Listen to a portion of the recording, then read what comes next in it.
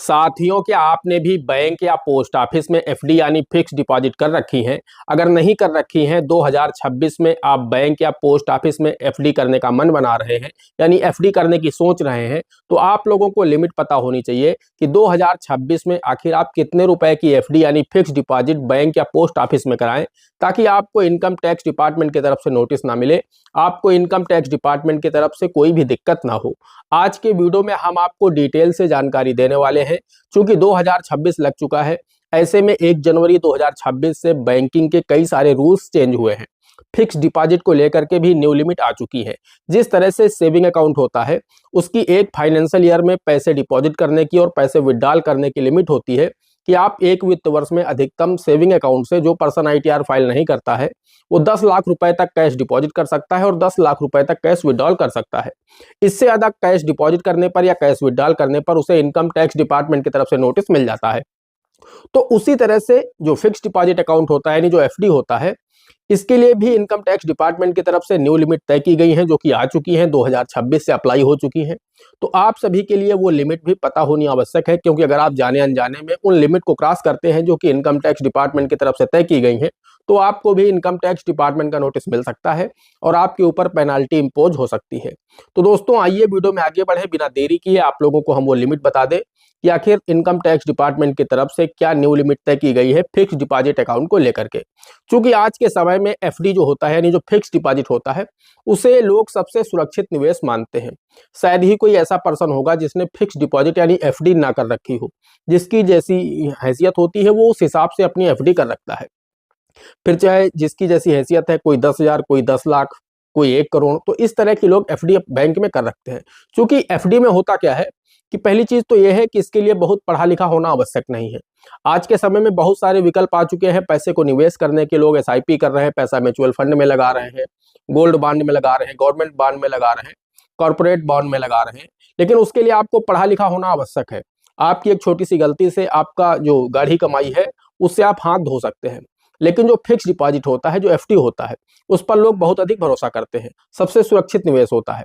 आप पढ़े लिखे हो या ना हो, आपके सेविंग अकाउंट में पैसा पड़ा है, आप बैंक जाते हैं या फिर आपके घर पर कैश पड़ा है, आप अपनी बैंक या पोस्ट ऑफिस जाते हैं, पैसा जमा करते हैं, वहां आप उनसे बोलते हैं कि सर इस पैसे की एफडी इतने वर्ष के लिए कर दीजिए, तो वो आपके उतने अमाउंट की एफडी कर देते हैं और आपको उसका एक बॉन्ड यानी रसीद दे देते हैं कि आपकी परिपक्वता अमाउंट इतना होगा, इतने समय बाद फला फला डेट को आपका जो एफडी है वो मैच्योर हो जाएगा, आपको इतना पैसा मिल जाएगा। तो ठीक ठाक उसमें रिटर्न भी मिल जाता है। पहली चीज तो पैसा 100% सुरक्षित होता है। पैसा आपका बैंक में जमा होता है, गवर्नमेंट का बैंक होता है, तो उसमें कोई रिस्क नहीं होता है। तो सबसे पहली बात तो पैसा आपका 100% सुरक्षित होता है फिक्स डिपॉजिट अकाउंट में। दूसरी चीज होती है ठीक ठाक रिटर्न मिल जाता है, यानी आज के समय में 7-8% एफडी की जो रेट ऑफ इंटरेस्ट है वो आपको मिल जाती है। और इसके साथ ही साथ जब आपको जरूरत हो, सबसे बड़ी बात ये होती है कि फिक्स डिपॉजिट एक ऐसा अकाउंट होता है कि जब आपको पैसे की आवश्यकता हो तब आप पैसा निकाल सकते हैं। यानी आज आपने एफडी की, आपको कल जरूरत पड़ जाती है, तो आप कल अपना पैसा विड्रॉल कर सकते हैं, यानी एफडी को आप ब्रेक कर सकते हैं। इसलिए लोग एफडी को बहुत अधिक करते हैं बैंकों में या पोस्ट ऑफिस में। जिसकी जैसी हैसियत होती है, उस अमाउंट के हिसाब से वो एफडी जरूर करता है। लेकिन उसके जो रूल्स हैं वो सभी को नहीं पता होते, जिसके चलते आज के समय में लोगों को इनकम टैक्स डिपार्टमेंट का नोटिस मिल रहा है। तो कहीं आपको भी इनकम टैक्स डिपार्टमेंट का नोटिस ना मिले, आपने भी अगर एफडी कर रखी है तो इस वीडियो को शुरू से अंत तक देखिए। अगर नहीं कर रखी है, आप 2026 में एफडी करने का मन बना रहे हैं, तो भी इस वीडियो को शुरू से अंत तक जरूर देखिए। वही अगर आपका कोई दोस्त, रिश्तेदार, मित्र है जिन्होंने एफडी कर रखी है, उनको भी यह वीडियो शेयर जरूर कीजिएगा। क्योंकि जो भी न्यू लिमिट है वो आपको पता होनी चाहिए, ताकि आपके ऊपर भविष्य में किसी प्रकार की कोई पेनाल्टी ना लगे, इनकम टैक्स डिपार्टमेंट का आपको नोटिस ना मिले। क्योंकि इनकम टैक्स डिपार्टमेंट जो होता है वो सामान्य डिपार्टमेंट नहीं होता, आप सभी को पता है। ऐसा नहीं कि आप वर्बली उन्हें कुछ भी समझा देंगे और वो मान जाएंगे। हर चीज का उन्हें प्रूफ चाहिए। उनके जो ऑफिसर्स होते हैं बहुत ही कड़क होते हैं। हर चीज का आपसे वो लिखित जवाब मांगेंगे। ये पैसा आपको कहाँ से मिला, इसका प्रूफ दीजिए हमें, उनको कहाँ से मिला उसका प्रूफ दीजिए। तो इसलिए दोस्तों, आप भगवान करे किसी को भी इनकम टैक्स डिपार्टमेंट का नोटिस ना आए। जिसको आ जाता है वो बहुत अधिक परेशान हो जाता है, फिर उसके ऊपर पेनाल्टी इंपोज होती है। तो इसलिए अब हम आपको बिना देरी किए हुए लिमिट बता देते हैं कि आखिर इनकम टैक्स डिपार्टमेंट की तरफ से क्या लिमिट तय की गई है, एक वित्त वर्ष में आप कितने रुपए की एफडी कर सकते हैं ताकि आपको इनकम टैक्स का नोटिस ना मिले। वीडियो पसंद आ रहा हो तो वीडियो को एक लाइक कर दीजिए, चैनल पर नए हैं पहली बार आए हैं, इसी तरह के वीडियो आगे देखना चाहते हैं तो हमारे इस channel A to Z banking information को सब्सक्राइब करके साथ में बेल आइकन को जरूर प्रेस कर लीजिएगा ताकि जैसे हम इस तरह का कोई भी दूसरा वीडियो अपलोड करें तो उसका नोटिफिकेशन आपको सबसे पहले मिले। चलिए शुरू कर लेते हैं। दोस्तों, इनकम टैक्स डिपार्टमेंट कहता है कि अगर कोई ऐसा पर्सन है जो कि ITR फाइल नहीं करता है, ITR का मतलब है इनकम टैक्स रिटर्न, अगर कोई व्यक्ति दाखिल नहीं करता है तो उसके लिए इनकम टैक्स डिपार्टमेंट कहता है उसके लिए जो एक वित्त वर्ष की लिमिट है वो है 10 लाख रुपए। आप कैश जमा करके 10 लाख रुपए से ज्यादा की एफडी एक वित्त वर्ष में मत करिए।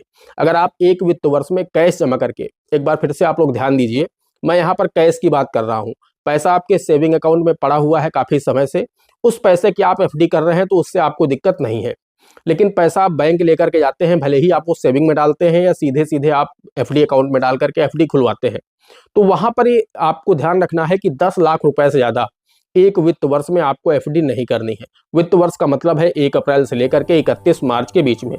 इस बीच के जो 12 माह होते हैं, इस बीच में आपको 10 लाख रुपए से ज्यादा की एफडी नहीं करनी है कैश जमा करके। अगर आप एक वित्त वर्ष में 10 लाख रुपए से ज्यादा की एफडी करते हैं कैश जमा करके और आप ITR भी फाइल नहीं करते हैं तो आपको इनकम टैक्स डिपार्टमेंट नोटिस दे सकता है, आपसे जवाब मांग सकता है। अगर वो संतुष्ट नहीं होता आपके जवाब से, आप उसे एक्सप्लेन नहीं कर पाते हैं तो फिर आपके ऊपर पेनाल्टी भी इम्पोज हो सकती है।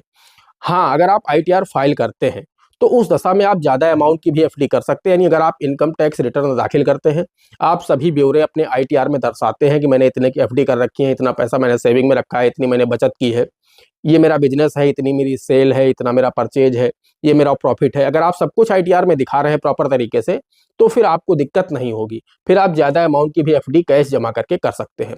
लेकिन इस बात का आप ध्यान रखें, अगर आप ITR फाइल नहीं करते हैं तो 10 लाख रुपए से ज़्यादा की एफडी एक वित्त वर्ष में आप मत करिए, वरना आपको नोटिस मिल सकता है और आपसे जवाब मांगा जाएगा, आप फिर आपके ऊपर पेनाल्टी भी इम्पोज हो सकती है। एक बात और कहता है इनकम टैक्स डिपार्टमेंट कि मान के चलिए अगर आपकी पहले से कोई 6 लाख रुपए की एफडी चल रही है, इस पर आप गंभीरता से ध्यान दीजिएगा कि 6 लाख रुपए की कोई एफडी चल रही है, वो इसी वित्त वर्ष में पूरी हो रही है।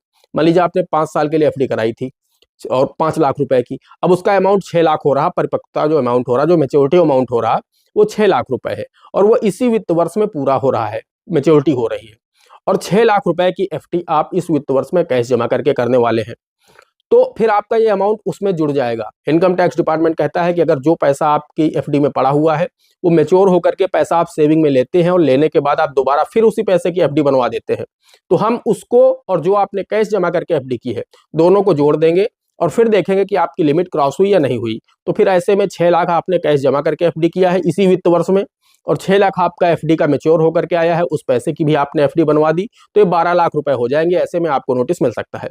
अब आपको क्या करना है बचने के लिए, यहाँ पर आप ये काम कर सकते हैं कि जो एफडी आपकी इसी वित्त वर्ष में पूरी हो रही है यानी मैच्योर हो रही है, उसको आप अगले वित्त वर्ष तक के लिए बढ़ा दीजिए। अगले वित्त वर्ष में आप कैश जमा करके उतने अमाउंट की एफडी मत करिए कि आपकी 10 लाख की लिमिट क्रॉस हो। यानी अगर आप 6 लाख रुपए की एफडी दोबारा करेंगे अगले वित्त वर्ष में, इसे ले जाएंगे अगले वित्त वर्ष तक के लिए बढ़ा करके, तो उसके बाद आप 4 लाख की मैक्सिमम एफडी करिए कैश जमा करके, तो आप 10 लाख रुपए तक ही रहेंगे, 10 लाख के ऊपर आप नहीं जाएंगे।